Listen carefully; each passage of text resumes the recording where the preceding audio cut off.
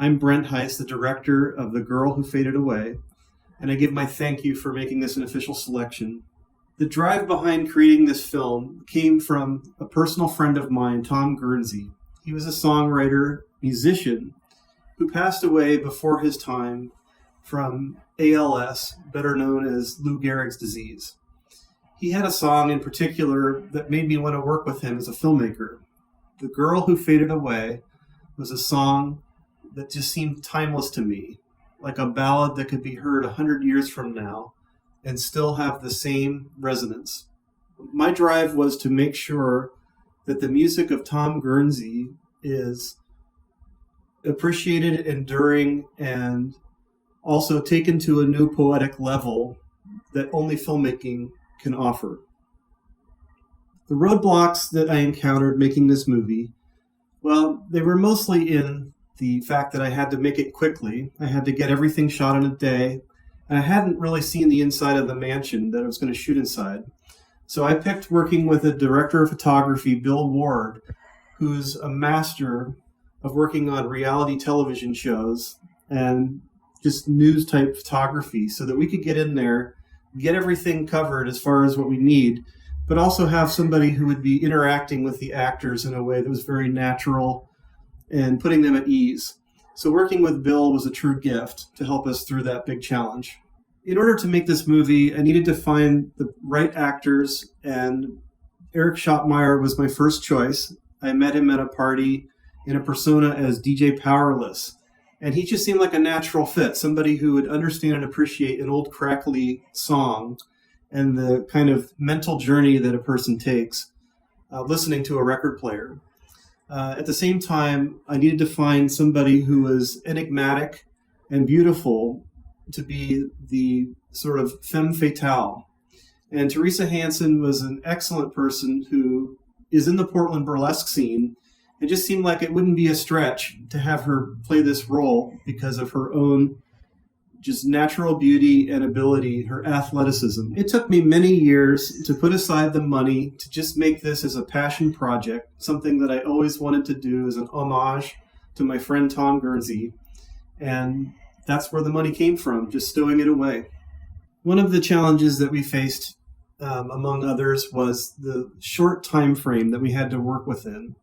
We had to have kind of whatever weather we had. And so for the first shoot day, we were out and had a natural cloud cover, which in Oregon is just a great diffused light. It just gives a beauty to everything, but a little bit of a somber look. And that actually fit the mood of the video.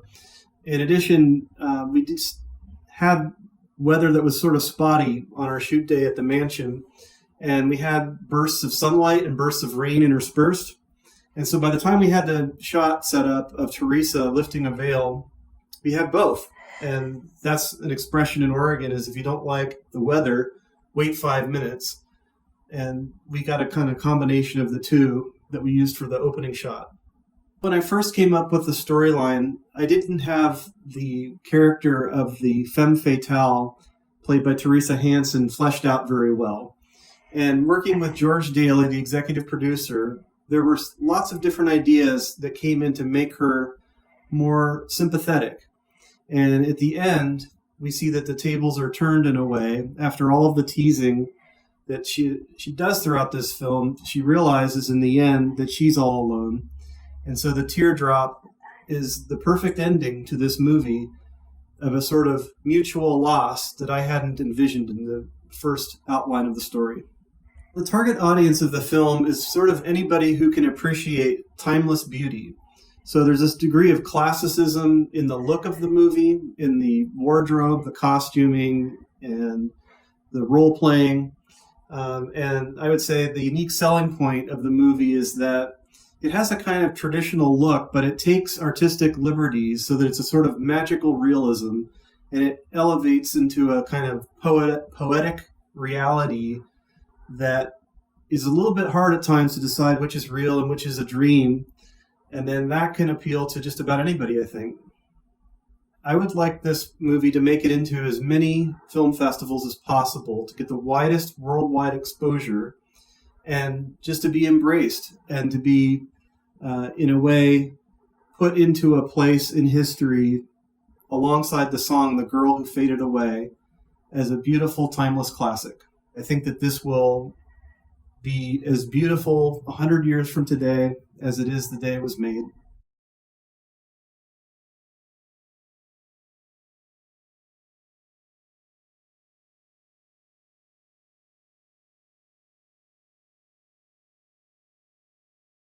My closing message to the Dada Saheb Phalke Film Festival is to enjoy this movie, realize this is a little slice of life, it's a piece of a dream set to a wonderful ballad, and I hope that the world will better know it as being part of your prestigious festival. Thank you for your time.